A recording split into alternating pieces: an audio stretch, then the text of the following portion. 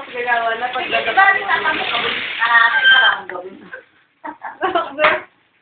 Ay, pag nagbasa Kumakain ng gabon? walang cerebro. Bakit? Pag nagbabasa sa'yo, makanda pa. Sige. Pero ba't si Tisha Margie nagsasalita? Ay, magbasa ka daw. Siyempre may bata talaga na kaya.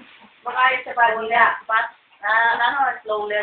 Pero pag nasa kanila siya, nagsasalita siya eh. Parang naman ito.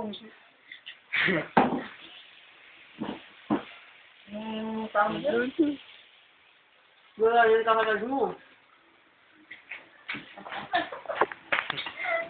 Tatarulat ka rin yung mga ganyan.